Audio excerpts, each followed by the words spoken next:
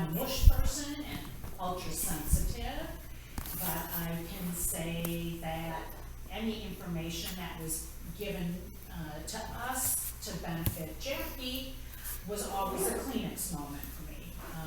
It didn't mean at all that they were saying it harshly, but I can tell you it was always opening up a wound. And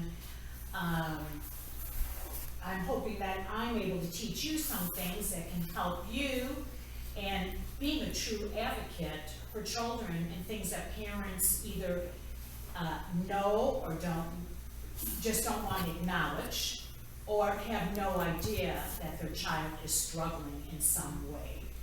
So coming with a heart and explaining to parents that you're seeing this, and that you're not looking for faults, you're looking how to figure it out for the best for their children's lives, and that you're in it with them. Sometimes I feel that professionals get so caught up in the IQ is this and all the testing and everything that's done, that they forget to look that this is a whole person, and that this person, no matter what numbers you see, could have tons of capability. Our daughter Jackie has worked for 12 years now for the pet apothecary. She does all the mail-outs of prescriptions for animals.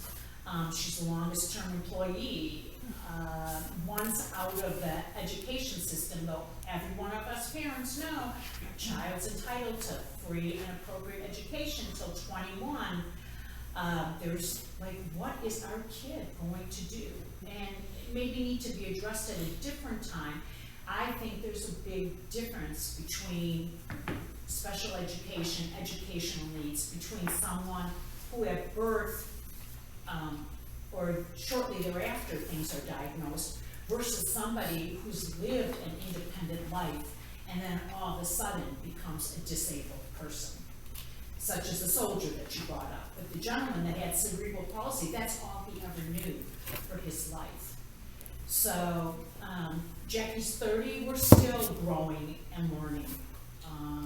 But you want to know that all of the teacher, the school, the parents, the child, fits in a square of some sort. And the one thing that we have always asked, if there's 100 things that you want your students to learn this year, pick the top 10. And that's what we want Jackie to learn. And if she learns 30, then that's great. The last piece I want to say, especially having 2 other children that didn't need that same assistance, I always felt like, oh my gosh, how do those other parents and students view my child? Because I want those other students to still have a regular classroom and stuff. And as much as I want my daughter to be included, I don't want her to be included when it makes it a struggle for everybody else. So it's a very fine line of living balance. That's interesting you're saying that. It shouldn't be a struggle. There's just a way to say it. There's a way to talk. We actually had, I spoke in a school, and I was saying how, appreciating a person with a disability and how to talk to them, and she said, and the principal told me, well, that's really nice that you're caring so much about this child who has a disability, who's being clumsy because, there's blurry vision or whatever, but what about if they're just being very annoying and to their fellow students? What if they're bothering their fellow students? What if this child with disabilities is bullying their other students? What about that? So she kind of turned it around, and it was really interesting. But this was a great learning opportunity for that class, because if you see a child in a wheelchair standing by the door, right, you open that door, you help that person. You don't just let them figure it out themselves, right? If somebody is missing a social cue or doesn't know it naturally but has to learn it, it's our job to teach that child. So if that child is being annoying, okay, or bullying or whatever that is, we have to help that child.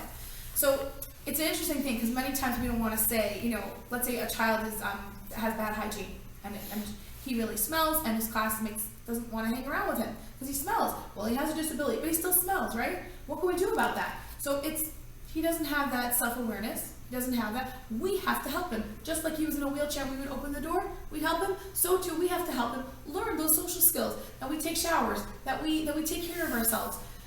These are things that we, as society, need to help that person with a disability. So, because really, again, we all have special needs. We all have something. So to say, like, first of all, Jackie's another story, because Jackie's awesome. Hi, Jackie. Jackie's a whole nother story. But really, to say that you don't want your daughter to be included if that hurts society, the only way society is hurt is if your daughter's not included. Because once we start excluding people, like that the rapper said, once you start excluding one person, you start excluding everyone. So no, we have to make it work. We have to work on it. It's thinking about it. It's being aware of it, looking around our classroom and saying, what can I do to make sure everyone feels comfortable? So I think teachers are awesome. You have a teacher who has a classroom of 18 to 30-some students. yeah, Pretty much by themselves. If they're lucky, they have an aide, and they are trying to figure out how to manage each student's day, and that they need to come out with something besides just sitting in the classroom is a daunting, I think it's a very daunting experience. it's true. That's why you're all amazing. Do you tell yourself you're amazing? Like, often? Do you look in the mirror and say, I'm fabulous? Do you do that? We all need to do that. I think, okay, yes, one thing I want you to come out of this is saying that is empathy, but another thing is saying that you're amazing. Can you do that? Can we all do that? Let's make a thing to all do that. I think that's very important. I agree, it's very daunting, and yet educators are phenomenal. That's why Tippy, thank you for doing the whole tribute to educators. It's beautiful. I don't think anyone else does that, like, anywhere. Do you know anywhere that does that? Nowhere. Thank you, Tippy. I really appreciate it. So I'll just conclude, and I think maybe we can save the activity for another time because I'm sure everyone's exhausted and everything. But you are welcome to come over here and try on different. We have noise canceling headphones, and these creates very blurry vision. It's a hard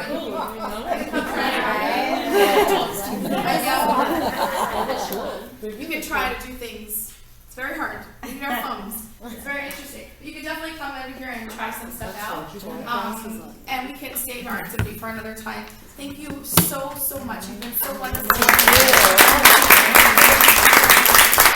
if you ever need, if you have a question on something specific or for an individual student, or anything, we're here to be a support for everyone, for our community. That's why we're here. So if you need something specific or something broad or whatever, if you want to come and do the workshop with your class, or come and help you with something specific, or come to your classroom and help you with creating a more of a sensory environment, I'm very happy to do this because this is how we're going to make our world inclusive. Thank you so much. Rahula, do you think you could share the PowerPoint with me so I could send it to everybody? Yeah, sure, absolutely. All right, thank you so much. Thank you to everybody for coming. I hope to see all of you, lots more classes this month and next month.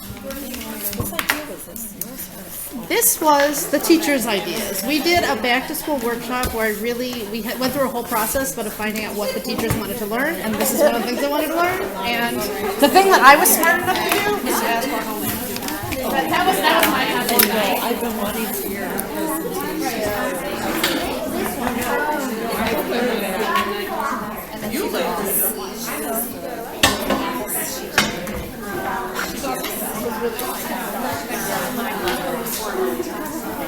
my kids got at school. They did.